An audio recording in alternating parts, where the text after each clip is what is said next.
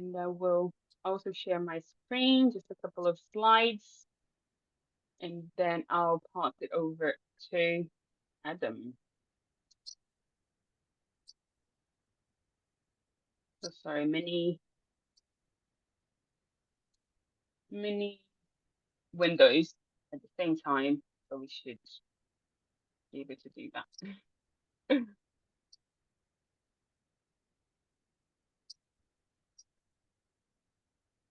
Sorry, everyone, just 1 second.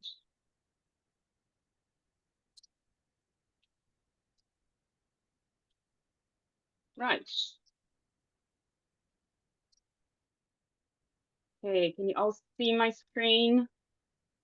Is everything clear for everyone? Ooh, awesome. Great. So thank you very much, everyone, for being here. It's a pleasure to have you all joining us for the third book interview from the Bristol Hub. And yeah, it's been successful so far every time that we did this session. And yeah, thank you all again for being here. And thanks, Adam, for accepting to have this interview with us. It's a pleasure to first have read the book and now being able to talk to you. I was saying to some people previously that it's a privilege to be being able to read the book and then talking to the authors and then discovering layers that we can't really find during or reading the book, right? So it's a pleasure to have you here. And yeah, before we get started, just to share a bit about the Bristol Hub.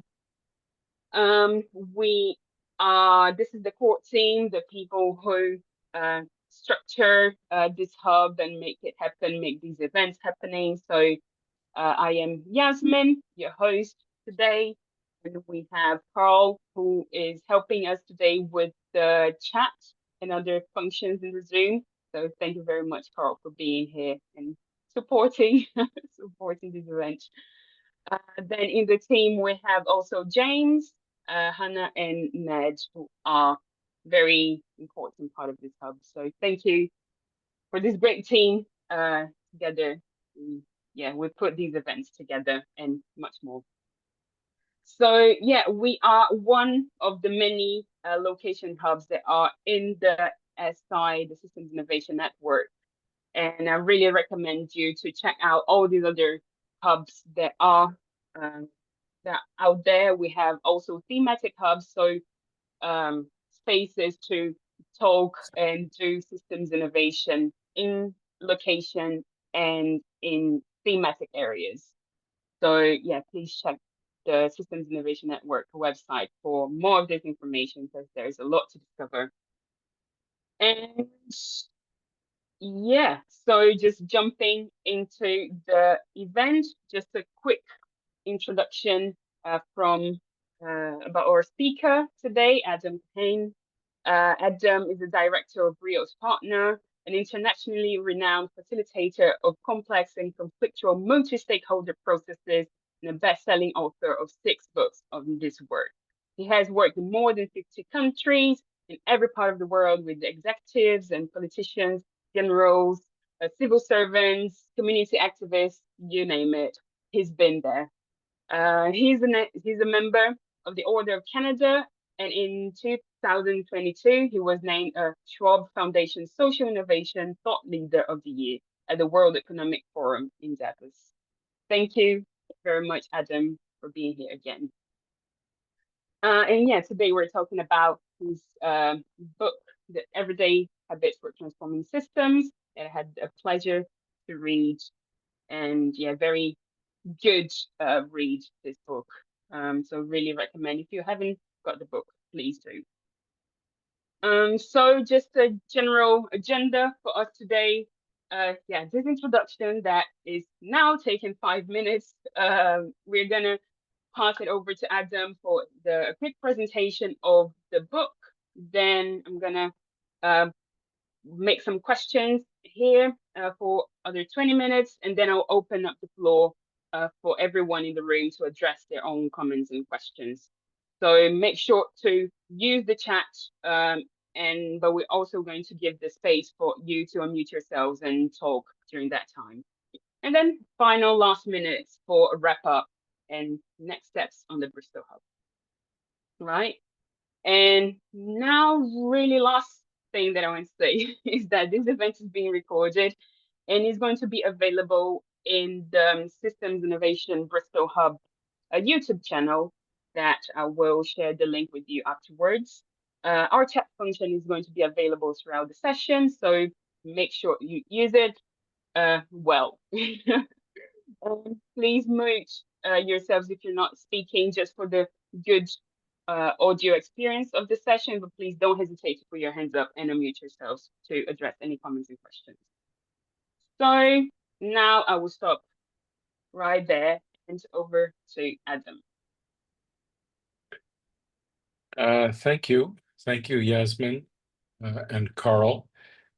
I've had a little bit of contact with SI over the years, and I found these to be very lovely conversations. So thanks for inviting me back again. I'm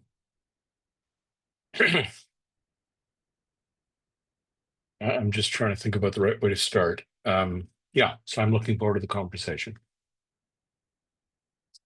And a few of you I know, but most of you I don't know. So I'm looking forward to the conversation. I'm going to show a few slides. It's all material that's in the book, but maybe give us a common reference. So does that show properly, Yasmin? Yes, Yeah. great. Okay. So I finished this book last August, and because, of course, the book takes a long time from the time the manuscript was finished to the time the book is available. And I've spent the 6 months since August, mostly in South Africa, where I live part of the year. So hello to South African colleagues. And working on another book, which is a second edition of the book Collaborating with the Enemy, which will come out in November. And I mention that because Collaborating with the Enemy is a double click on chapter 6 of this book, which is called Collaborating with Unlike Others. But the reason I'm saying that is because I have spent a good part of the last 2 years writing these two books. And so when I finished the writing and when this book was published in April, and I started to present it, I had the experience of presenting a text in a new context, or I should say multiple new contexts. And so I've been paying a lot of attention to, less to what I'm saying, because I already knew what I thought, but in the conversations with readers, which is why I said twice that I'm looking forward to the conversation with you. And the other reason I'm happy about today, sorry, I'm now remembering what I wanted to say before, is in a way, the book is directed to you. That's to say, SI people more than anybody. Because the basic question the book asks is, if we're trying to contribute to transforming systems, which obviously is a collective activity, what can each of us do, not every few years, but every day as part of that? So the point of the book is not that we change systems by ourselves. Obviously, that's not true, but that we have to each do something. So how do we each know what to do? And the book doesn't give any answers at all about what you should do. I have no idea what any of you should do, really. But the book offers a ordinary and practical everyday way for each of you to discover what you can and must do in your particular situation. So I've presented this book now many times, both online and in person over the past 2 months, but it's directed to to SI people more than any. So somebody pointed out to me that the tone of the book is that systems take a long time to be built. They take a long time to change. They often seem solid and stable and smooth, but they're not. And I think one of the gifts of the current time we're living in is it's now completely obvious that the systems we're in are not solid and unchangeable. In fact, they're fluid and changeable. And I'm talking here about all kinds of systems: social, political, economic, food, health, transport, local, national, global. And we all hear the signs or the sounds of systems being transformed, creaking, cracking, new ones being constructed, system boundaries, institutions, rules, relationships in flux. And much of this change is being produced violently through imposing and forcing and bullying and bombing. As I've been talking about this book the last few months, this text in the current context, I've discovered that there's speaking generally, there's three perspectives people have. Some people hold more than one perspective. They all make sense. They're all legitimate, but they're not the same.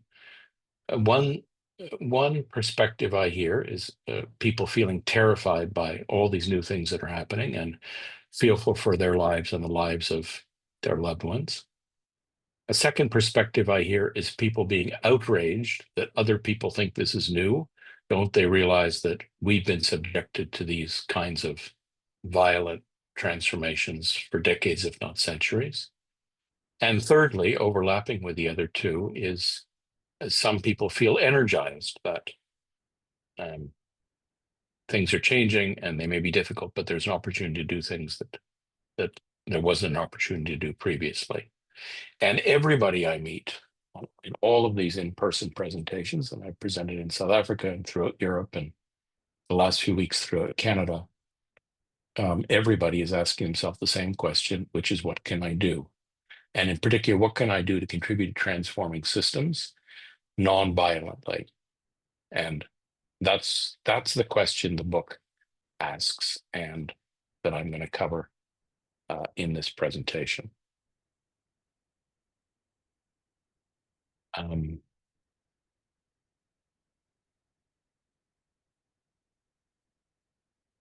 Okay. So I'm just going to show 6 slides. And as I say, practically all of this material is in the book.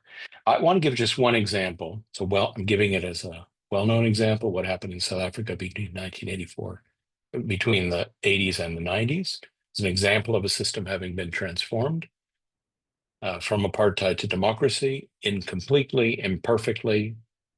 Lived in South Africa for 30 years, so I know about the incompleteness and imperfection.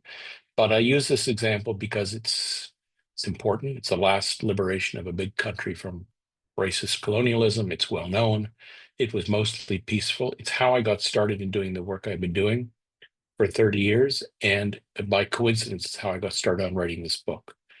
And the only point I want to make about this, which I think is important, is we might think that a system transformation like this happens all of a sudden in 1994, there's a democratic government. But it was the result of many people doing many things over many years. In fact, the African National Congress, Nelson Mandela's party, was founded in 1912. So domestic resistance campaigns, moral persuasion, armed struggle, international boycott and divestment campaigns, constitutional negotiations, a referendum, an election, all of these things contributed to the transformation. And I got involved in South Africa in 1991. I was living in London. I was invited because of a methodological expertise I had in what's called scenario planning to facilitate a group in South Africa at the Montfleur Conference Center. It became known as the Montfleur Scenario Exercise outside of Cape Town. The remarkable thing about this exercise is it included leaders from across South African society, Black and white, men and women, opposition and establishment, left and right, politicians, business people, trade unionists, community leaders, academics.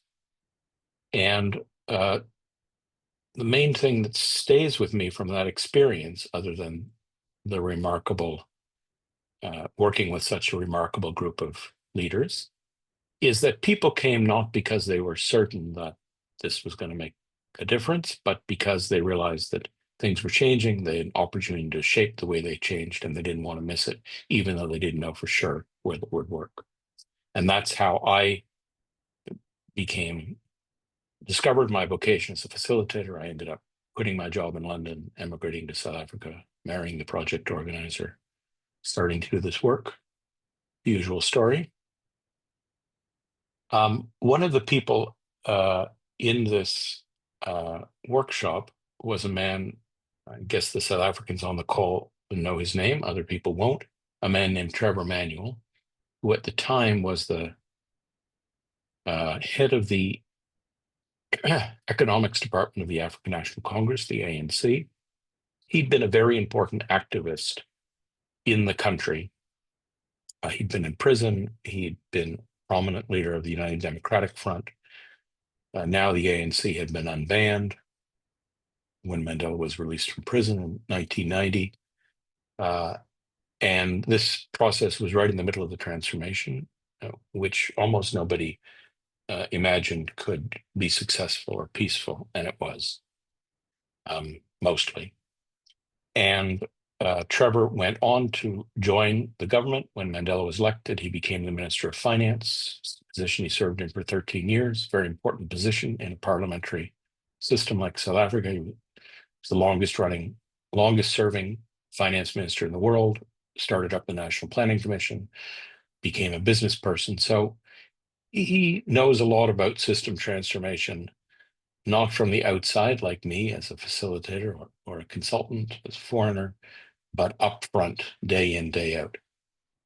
And when my previous book was published in 1991, the book that I discussed in a previous session with SI, I suppose it's in your video library, I had this idea of interviewing a few people who I thought were brilliant facilitators in a broad sense of the word. So I conducted 3 30-minute, half-hour live interviews, online interviews, with Trevor Manuel, with Christiana Figueres, who had been the Secretary General of the United Nations Framework Convention on Climate Change leading up to the Paris Agreement, and Juan Manuel Santos, who had been president of Colombia and who I worked with a little bit for a long time, and who got the Nobel Peace Prize in 2016 for agreeing a peace treaty with the FARC guerrilla army. And my first interview with Trevor was with Trevor, and it was a complete disaster. Really, sorry. I'm sorry. I mixed up my Spanish and my English slides. So I'm just going to fix this because this could be a little confusing for those of you who, sorry, I'm giving a presentation in Spanish after this, or at least with Spanish slides. So let me, what happens when you give so many presentations in different languages? Sure, Spanish speakers in here are very grateful to hear that. Okay. Sorry. It's not only in Spanish, it's to Chilean Spanish people, and that's a whole other thing, as Yasmin knows. Sorry about that. So it was a disastrous interview because Trevor and I looked at this question about how do you contribute to system transformation in a completely different way. And I kept interrupting him to say, don't you mean what I'm saying? And he kept saying, no, that's not what I mean. As after the half hour was over, I got messages from my colleagues, my wife saying, terrible interviewer, don't quit your day job.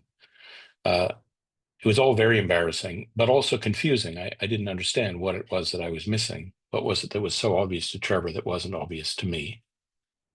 And that was the impetus for writing this book, because I realized there's something Trevor understood about transforming systems that I didn't.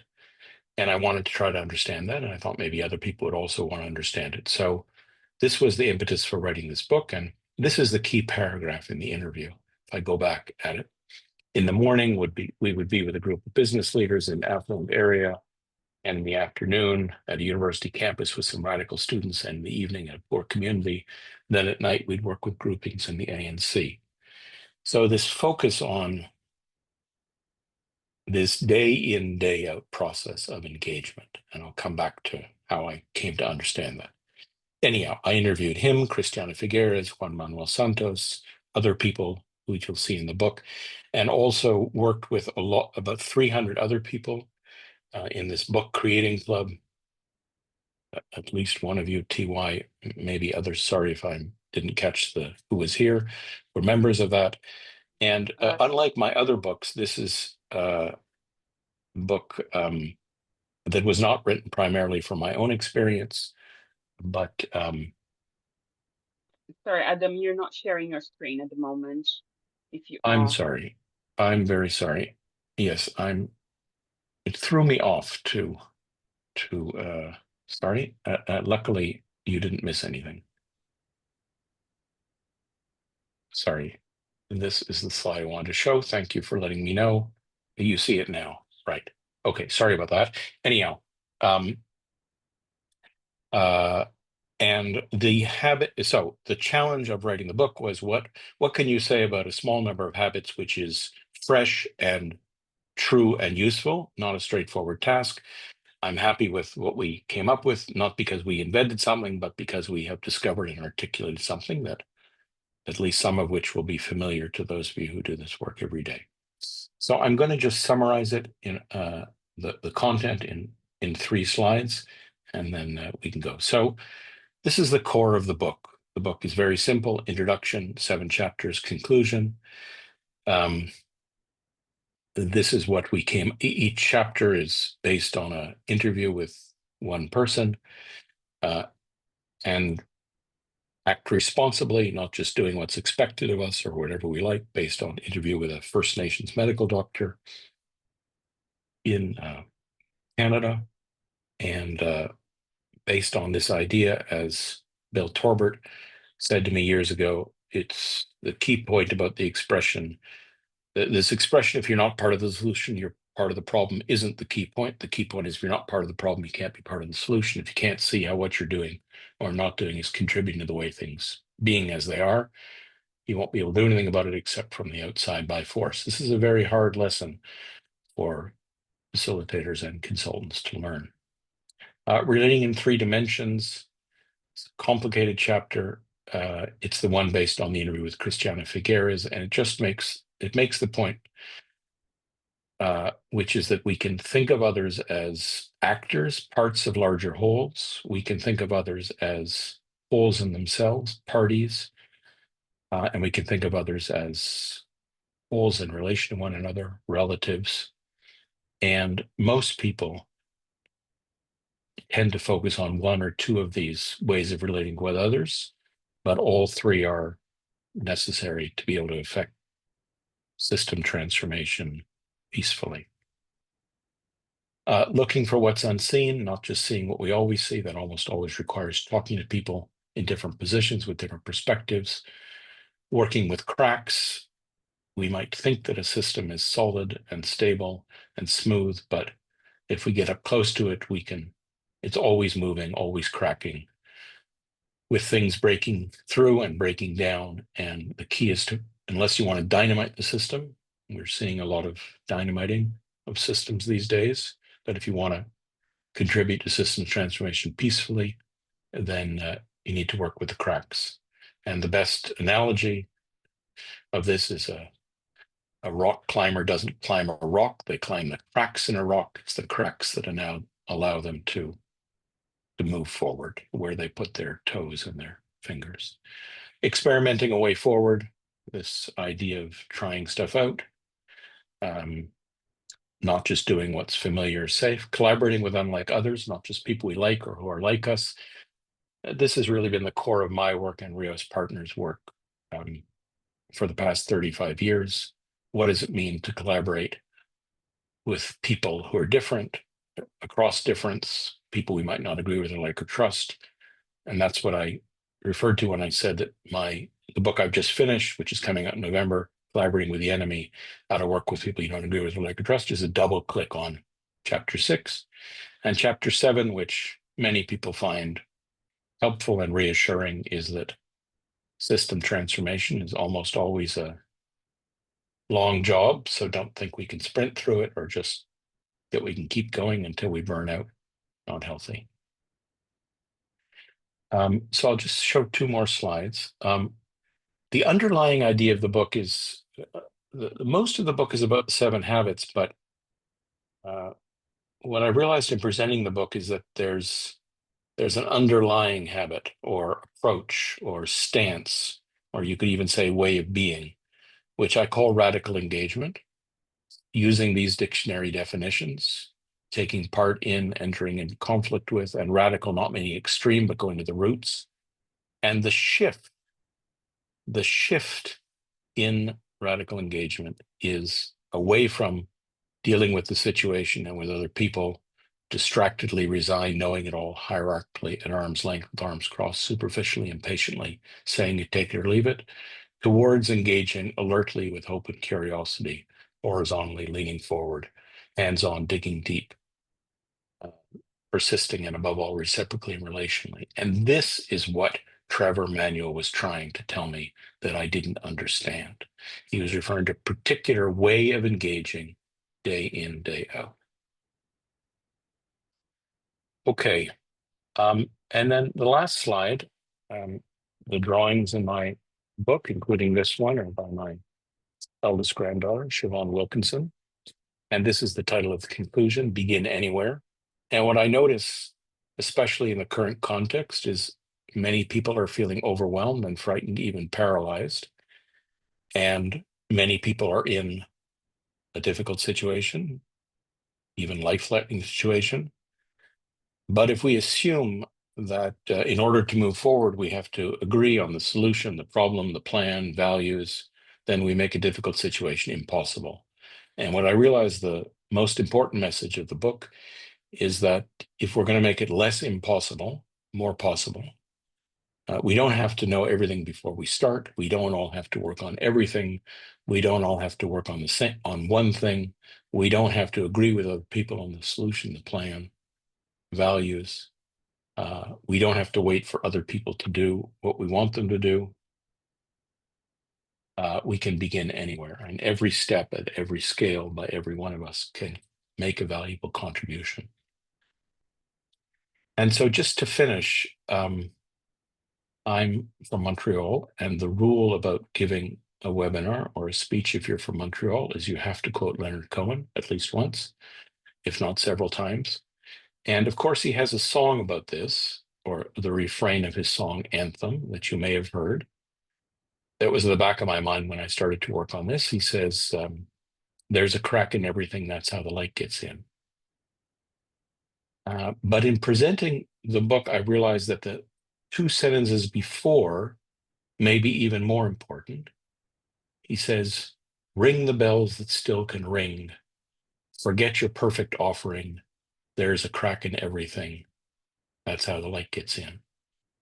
And especially in a situation where many of us don't know what we can do, to realize that there are bells that still can ring, that each of us is close to some bell or bells. They may not be obvious. They may have to be found. They may have to be discovered. Radical engagement is how we discover what we can do, what bells we can ring, what cracks are in front of us.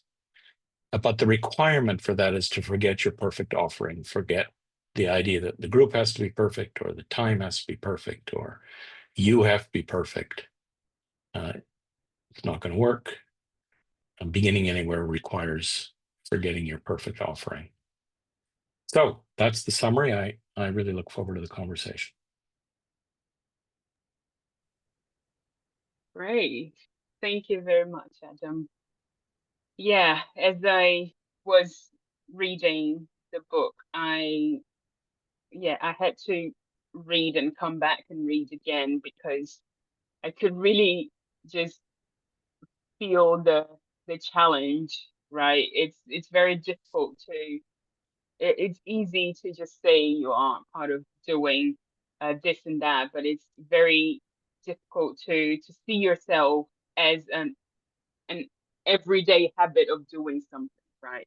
And that takes a lot of time and commitment, and this is definitely difficult to be achieved. So I had to go to the book loads of times and trying to stop, breathe, and not, wow, it's always a work in progress, isn't it? And try to go back. And so it is very important first to give, at least for me as reading, it's important to give that reassurance that there is something that you can do every day, but it's also not to overwhelm yourself with doing everything every day, because of course the seventh habit is to rest and take your time and trying to understand what is needed for the times that you are involved in. At least that's how I understood. So it is very thought provoking generally, and yeah, I will definitely go back to it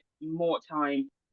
Uh, yeah, in the future to just remind myself of the habits and putting some track in the process. Yeah, so it's very, very good. Thank you for that, Adam.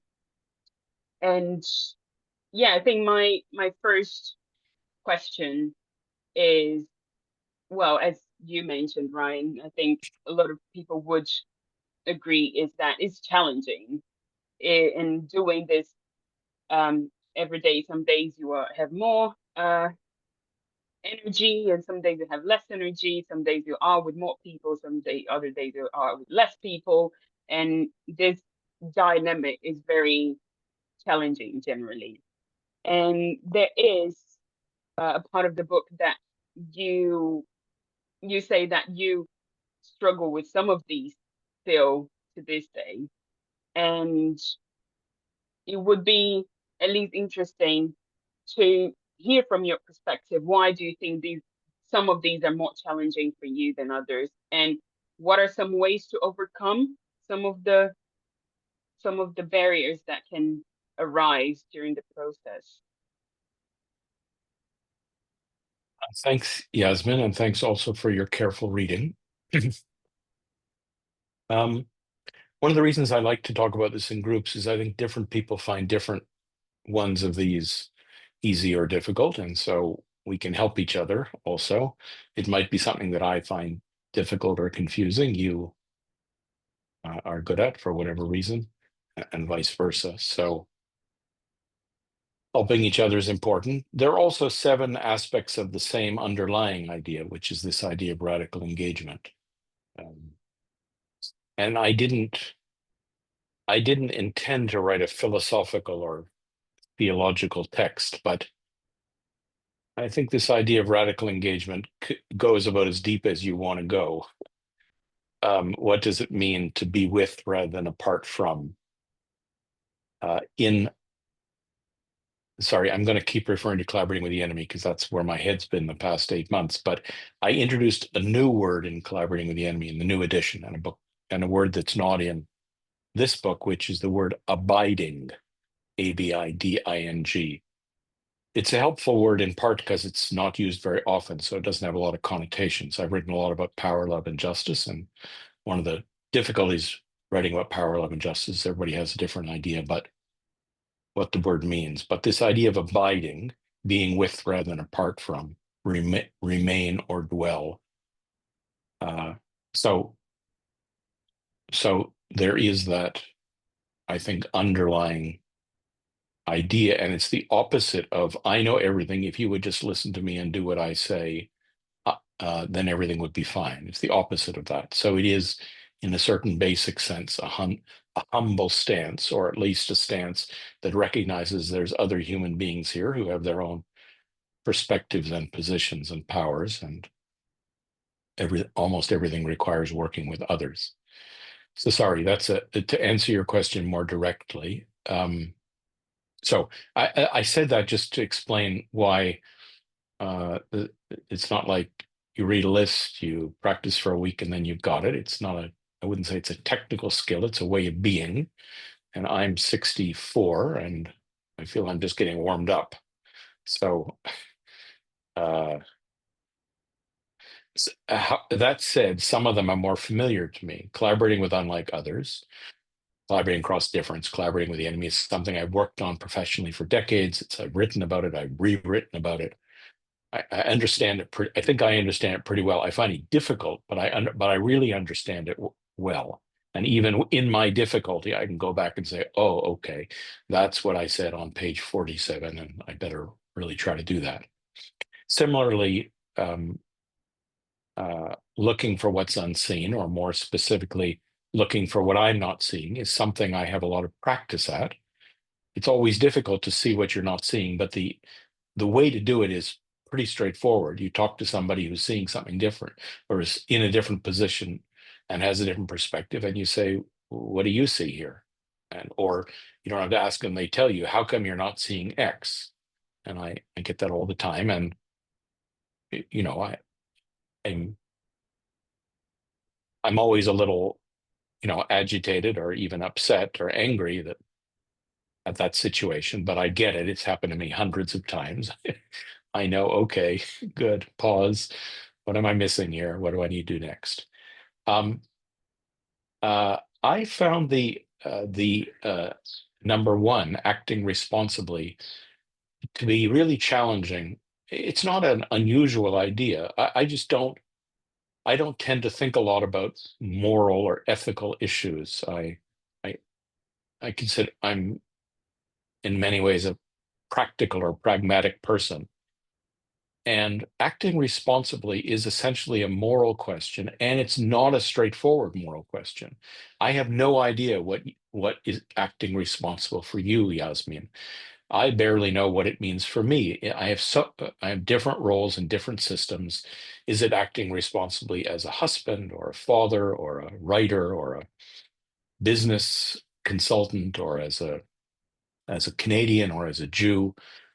These are all different perspectives. And as I said, that chapter was based on a conversation with Dr. Marcia Anderson. And by coincidence, I was with Marcia Anderson a few weeks ago in Winnipeg. And I said, I wrote this chapter based on my interview with you, but how do you know what acting responsibly is? She had used the phrase all my relations, which is a very well-known First Nations or Native American expression. It means reminding yourself that you're related to all living things. I said, how do you do that? And she had a very helpful answer. She said, well, it involves trade-offs, Adam. That's really important that, if I act responsibly in one way, I'm probably ignoring something else, or I'm supporting this, which means hurting this, and it involves trade-offs. So I find that important and difficult. And what I say about that chapter is it's not a recipe, it's a riddle.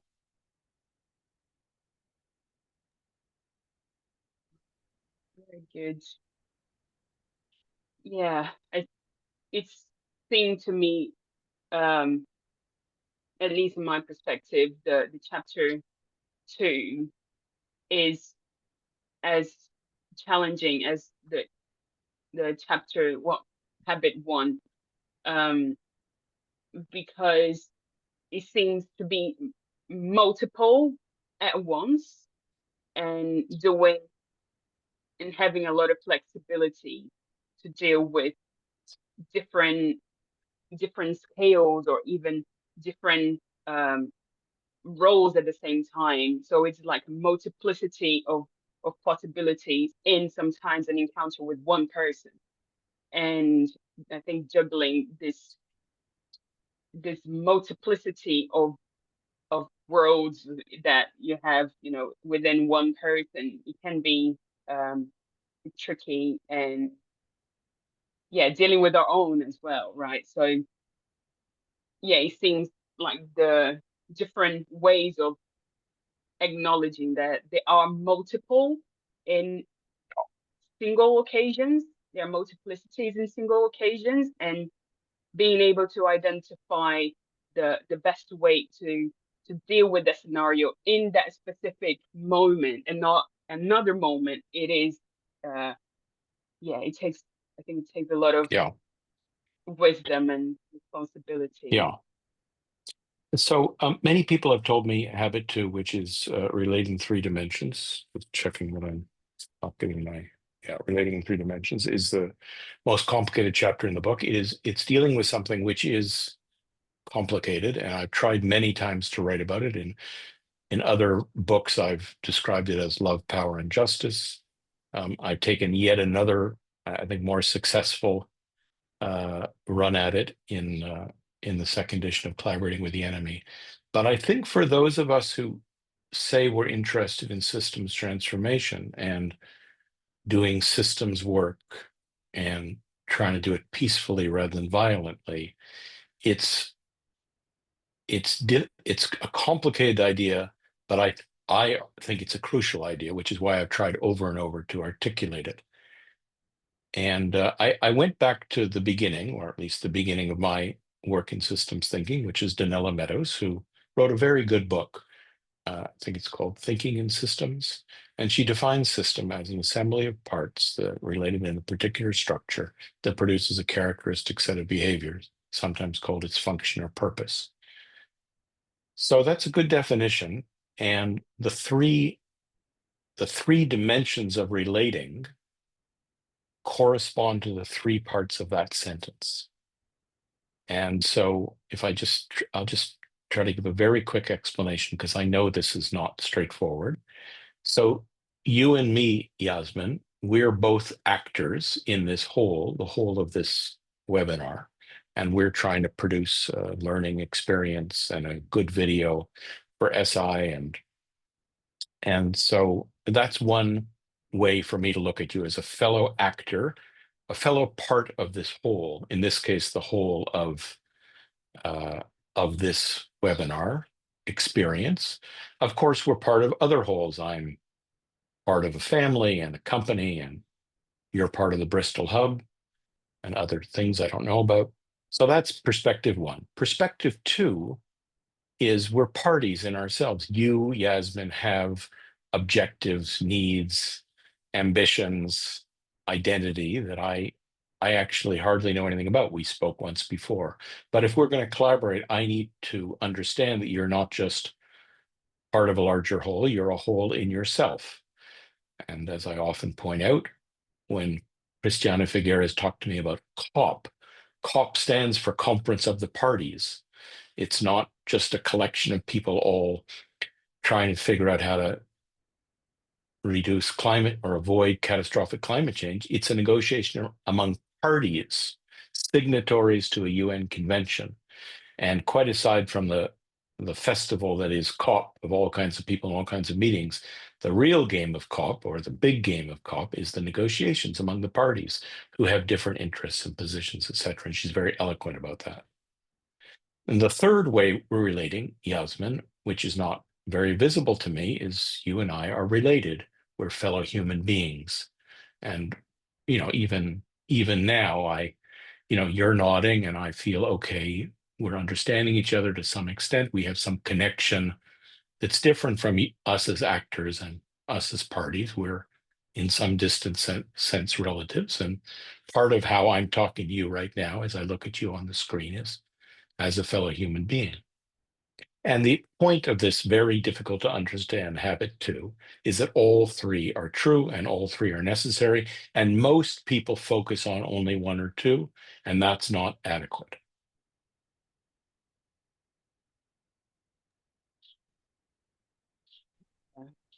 So trying to together, all these three in ways of relating.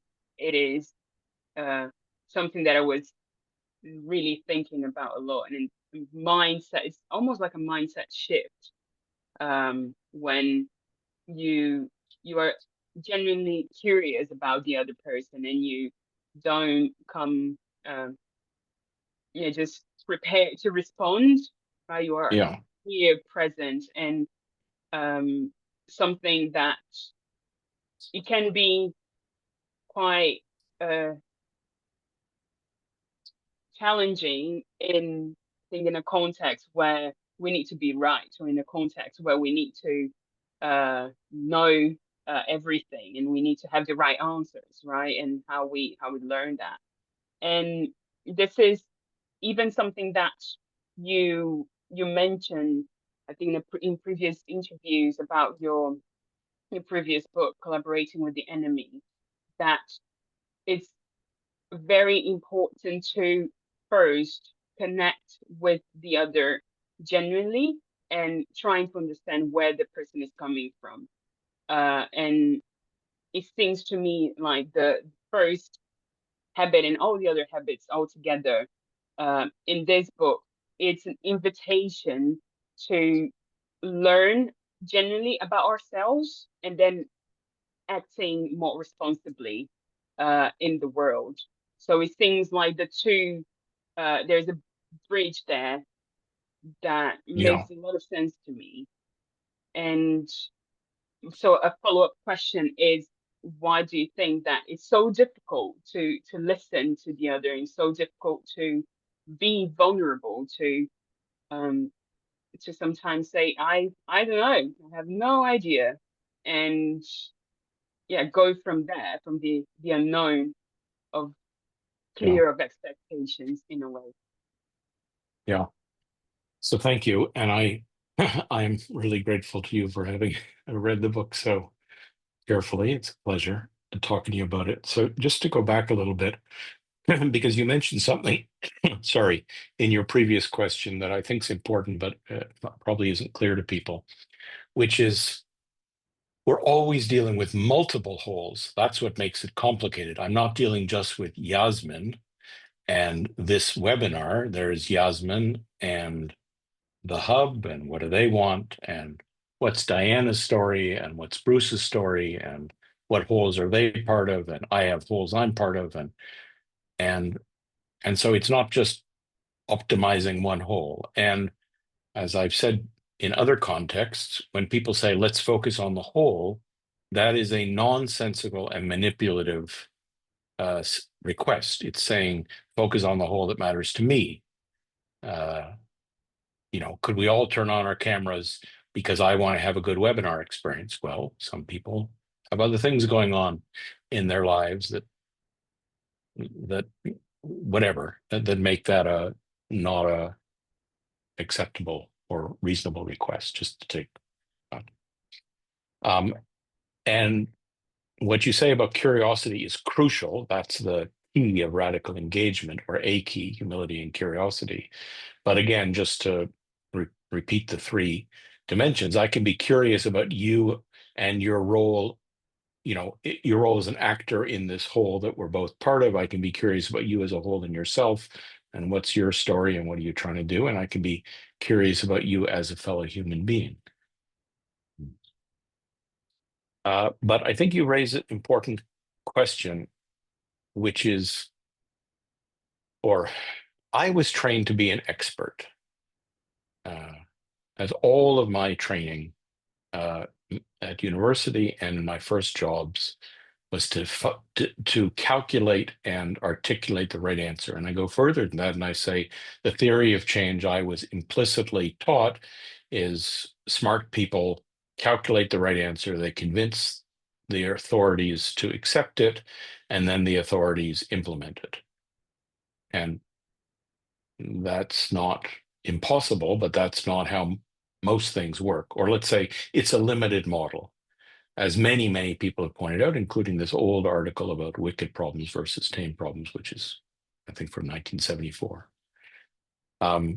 So, and those of us who are consultants or academics or facilitators, these are expert roles where we're paid and our professional identity and livelihood are based on, at least in part, on an expertise. So that's pretty hardwired, or that's so I think that's one thing we're dealing with, that the expert model, the authority model, uh, that's a dominant model and becoming in a way more dominant these days. So sometimes I think people like us are swimming against the tide.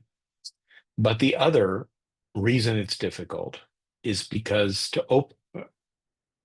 I said to an African American colleague of mine when I was first starting this book, I said, just starting it, but I think the key is opening, because I'd used the word opening in my very first book, Solving Tough Problems, an open way of talking, listening, creating new reality.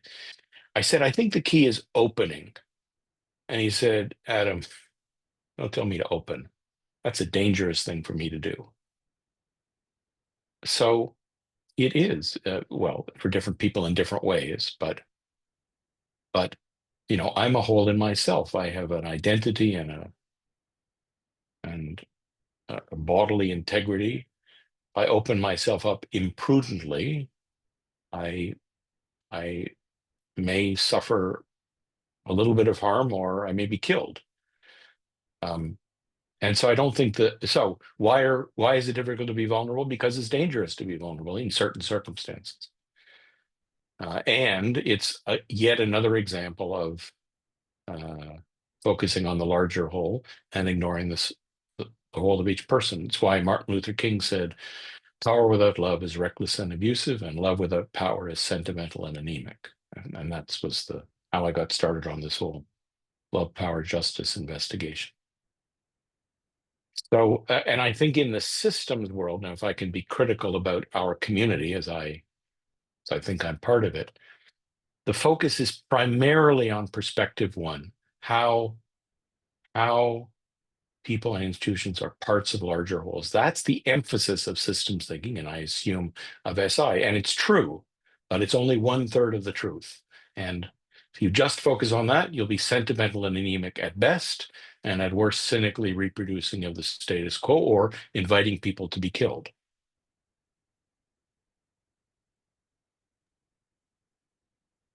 Not a good outcome, is it? Right. So yeah, that is, yeah, it is an ongoing conversation and an ongoing uh, space to come back to being vulnerable enough in some context, but when and how and why it is very And with personal. whom? And And with yes, whom? yes. So yeah, I have loads of other questions that I would like to ask, but I will invite the audience to share their questions. And before that, just as a summary of reading the book and so forth, I I created this mirror board that basically summarized some of the main ideas of the book for me. But there is a space for people to put their questions and comments and so forth. I will share this here in the chat and see if it's valuable for people. And then I'll open up the floor for more questions. So I need to find my chat again, right? So yeah, here is the mirror board, just quickly going through it. I just found it would be something different to do. I've never done this before and I never shared this before, but I thought it would be interesting to at least try to give a perspective of how important this book can be. It can be digested uh, with time. So just quickly share. And I thought it made me think also, as in each one of these habits, it made me think of values that are underneath or below or accompanying some of these habits. That sometimes it can be, at least in my perspective, it can be a guidance when challenges arise and you don't know exactly what to do. Values could be very important in making sure that at least habit one, acting responsibly, could be a bit less abstract. So, for example, experimenting with a way forward. Maybe adaptation and experimentation and attention are some ideas that we can retain and trying to be aware of once there is an opportunity coming up, or yeah, when we don't know exactly what to do. Yeah, So thank just you. also put Yeah, some thank you for quotes doing here. that. No worries. I put some quotes here of the book in case that to me illustrated generally the main idea of the book. But yeah, Thank you. you can take a look, everyone, in case you want and need this summary. But this is just my perspective. And now I want to hear your Thank you. perspective. Please bring up your questions, and Carl. Yeah, maybe stop sharing, Yasmin, so we can see people again. Great. Thanks, Yasmin. Thank you, Adam. Yeah, super great conversation so far. The first question came in from Bruce about incentives and hierarchies. Bruce, would you like to unmute yourself and ask Adam directly, or I can? Oh, wonderful. Sure, thank you. I appreciate this opportunity. I want to preface it. I wanted to see the book, and I had to pay my local library to buy it. And they did buy it, and I got to be the first patron that got to have it. So it was worth the huge fee that I paid to have my library get this book. Reading the book is worth it for those of you who haven't. My question, a little bit about me. I sometimes get critical of people like Donald Trump or Putin or Xi Jinping, and I blame them for being these monsters that have huge power and use it in destructive ways. And then I look at myself and I say, yeah, but I do that at times too. I have, I can identify with some of the anger that they get and the incentives that they get for being so powerful. And then there are other people that I blame for being so lazy. Why don't they just get around and do something? And then I look at myself and say, yeah, Bruce, why do you do that? And anyway, so I am one of those, just like the ones that I can blame. The question is, why am I doing that? Why are they doing that? And there's an answer, and that is their incentives. The world, the systems we are in, reward those kinds of behaviors. And what I'm wondering, Adam, is whether you found any simple keys that might help us shift away from these outrageous rewards that the huge hierarchical leaders and the lazy people are getting for doing things that aren't really helping improve the world. Are there any simple keys you found? I'm searching and I'm interested in knowing if you have any thoughts on what might shift the incentives. Yeah, let's take a few at a time. Thank you. I've written that down. Yeah. No worries. Both Diana and Alvin actually had questions around cracks. So Diana, would you like to unmute yourself and ask the question? Yeah, thanks. Thank you so much, Adam. What a fascinating talk. I haven't read the book yet, but I will be. Yeah, I very much agree with what Bruce was just saying, and I guess my own work at the moment is thinking about us all, right? Everybody is an actor in the system, and I think primarily about the economic system, the global market economy, that kind of forces us to be like sheep, and for most of us to be very blinkered and not even see the cracks. And I guess my question would be how do we help people see that they're in a system that, the narrative that we're hearing doesn't make any sense. It's absolutely full of cracks, and that everyone is empowered to do something differently, really, if they could just get on and do it. And the current system is only the sum total of us all being really great sheeple you know, and the more people that are not sheeple that actually exploit the cracks and decide to do it differently, the more quickly we'll change the systems. But how do we make people aware of the cracks and so that they feel that empowerment to act within them? Thank you. Great, thank you, Diana. And Alvin, you had a slightly different perspective around the cracks. Would you like to ask your question? Yeah, I think jumping on what you were mentioning, Adam, on acting responsibly, my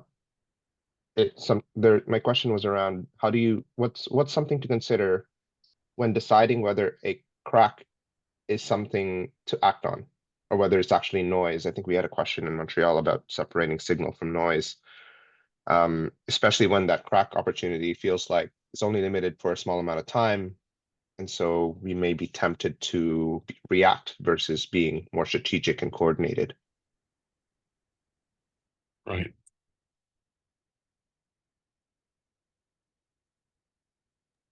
Maybe one more. Maybe one more. No problems. So Hannah, you had a question about facilitating change with tricky stakeholders. Would you like to pose your question? Yeah, hi. Sorry, I'm off camera making dinner. Hi, thanks, Adam, for a great talk. My question was really, what have you learned newly from these kind of explorations with leaders about how to collaborate with different stakeholders that don't necessarily get along? I kind of have a feeling that it's a sense of being, a way of being in the world that perhaps maybe we need to sort of learn to take on to facilitate that. Yes, thank you. Thank you all very much. So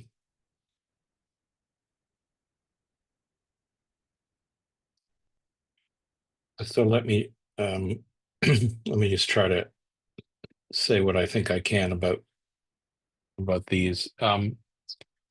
Yes, the whole point about systems thinking or the systems perspective, which you all know, is that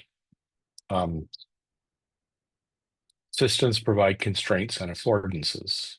David Snowden, I find, as part of this, I got around to reading some of David Snowden's work, and I found it very useful. And so this naive idea that we're just in an empty world and we do whatever we feel like doing is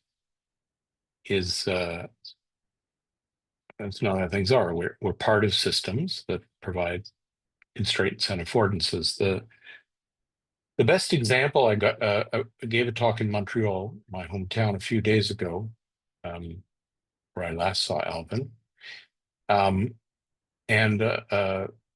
the organizer of the talk gave what I thought was a very clear example. He talked about the transport system in Montreal. So the transport system is vehicles and rules and roads and norms and attitudes and laws and signaling devices that enable people to move around the city. Its function is for people to move around the city.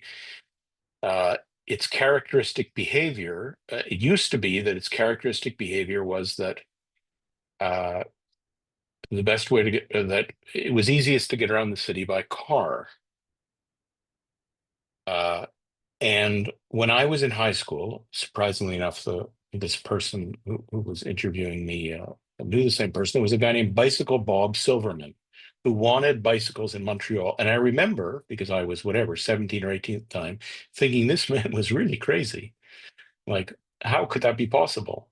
And of course, to make a long story short, if you fast forward 50 years, Montreal is quite a good city for cyclists. So that the system has been transformed in as much as it produces different characteristic behaviors. There's a lot of bicycles, but that required, amongst other things, changes in rules and norms and in physical infrastructure. It wasn't just somebody said, okay, you can all go out now.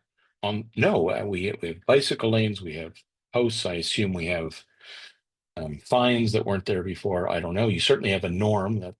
So it's a very good example, a practical and visible example of system transformation. So yes, Bruce, the rules that and the norms and the laws and the habits provide constraints and affordances, make it difficult for us to do some things and enable us to do other things.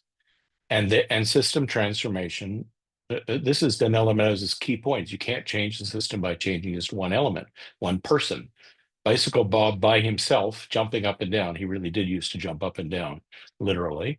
Was quite an excitable fellow.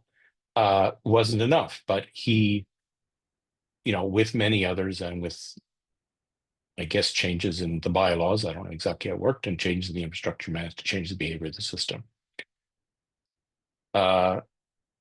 So when we talk about system transformation, I think a very fruitful place to look is how do we change the relationships, rules, laws, policies, habits, beliefs.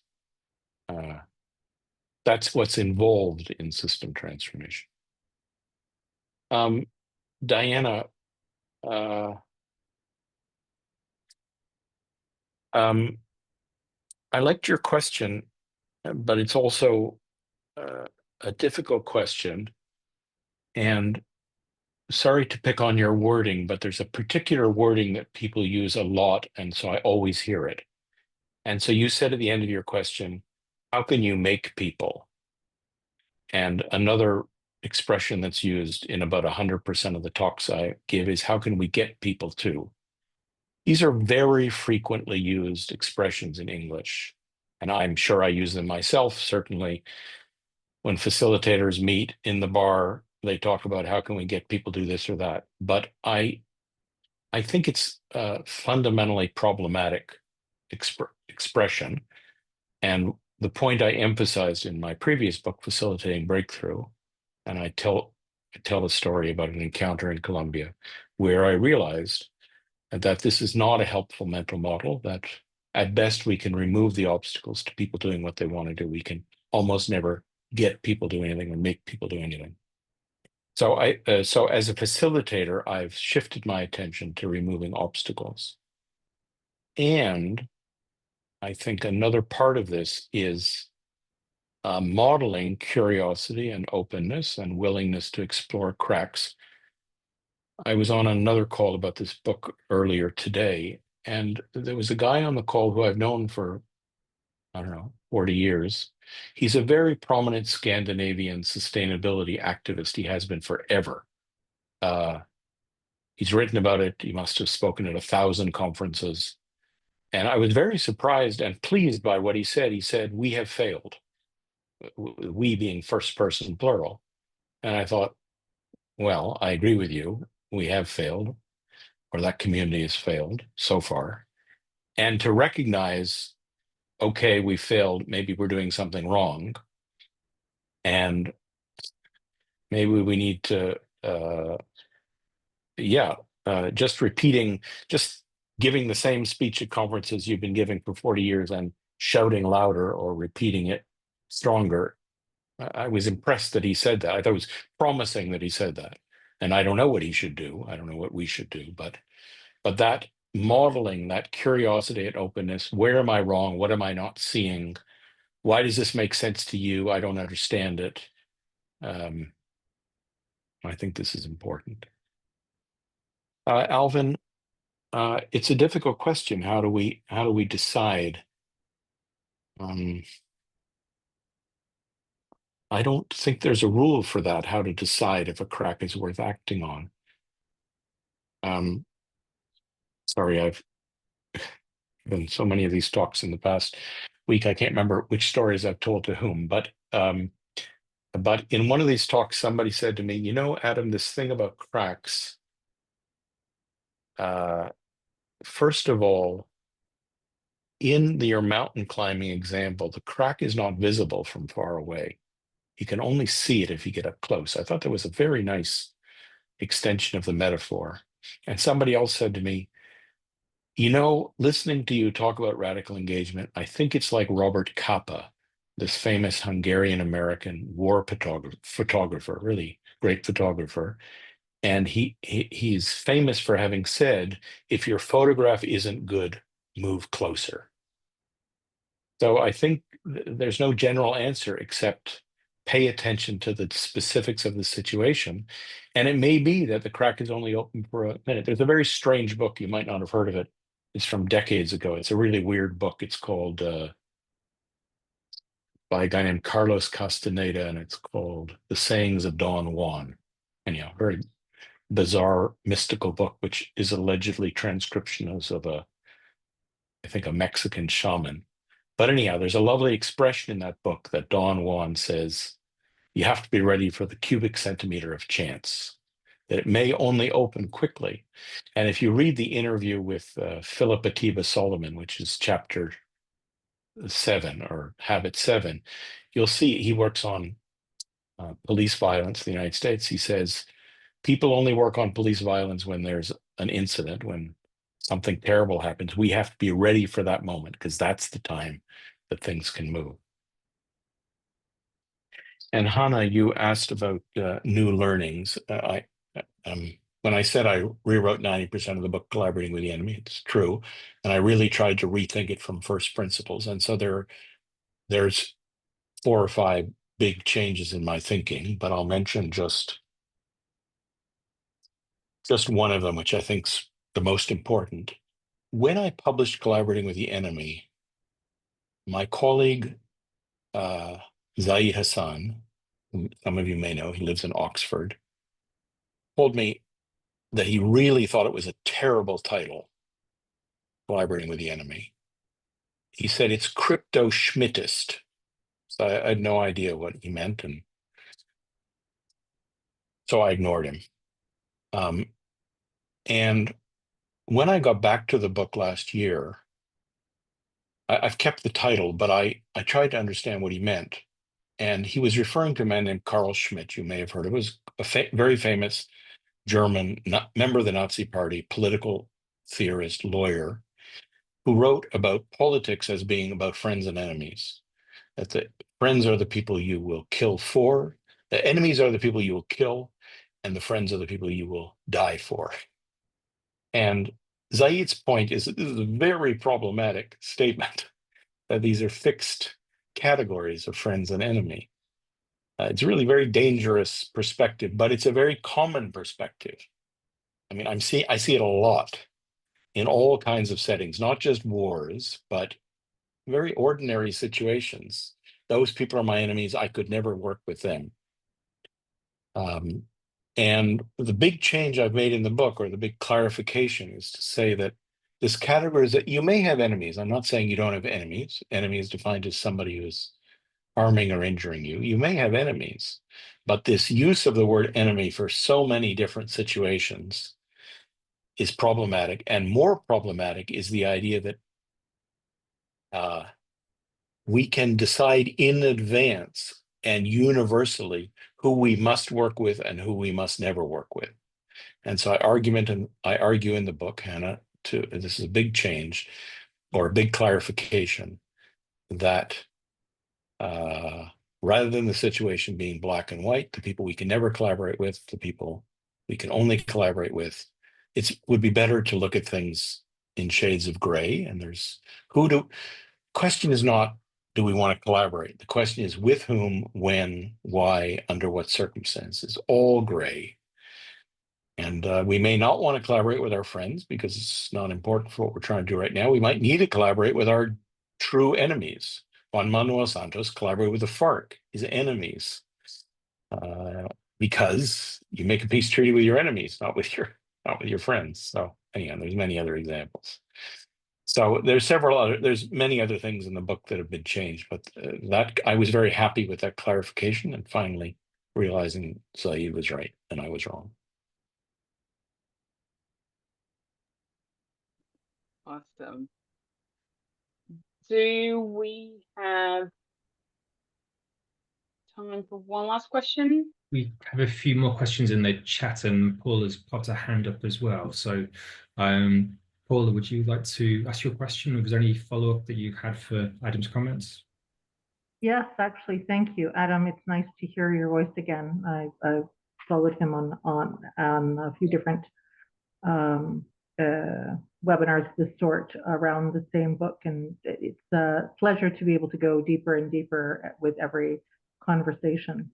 That sort of brings me to the question that I have, that's a follow-up on what I've been hearing thus far. And what I've been hearing and paying attention to was this notion of urgency and signaling, and the signals that sometimes will disappear if we don't act on them right away. And so, I mean, given the fact that, Adam, I think you're trained as a physicist, and physicists now have sort of debunked this notion that time is a real thing or not. I think we need to give more attention to what we pay attention to, and not so much the time the urgency of the time that's required. And so my question is, in response to this notion of really how urgent is urgency? If we know that there's a problem, if we've noticed the crack, even if the crack disappears, we know that the problem is still there. We can go back to it, revisit it, search for the crack again somewhere else in the universe.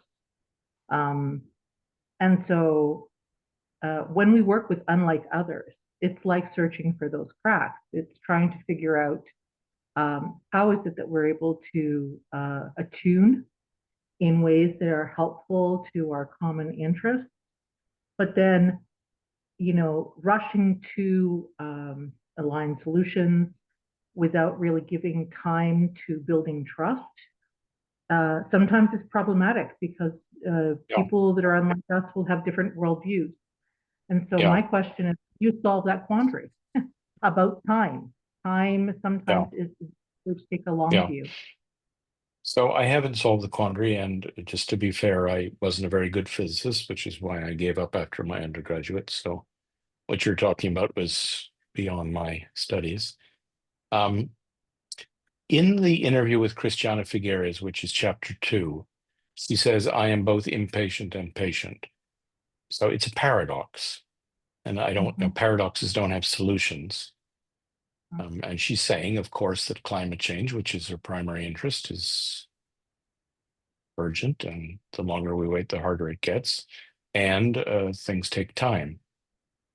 I repeated that statement when I first met Philip Atiba Solomon, this person in chapter 7, who works on police brutality, particularly against Black and brown people in the United States.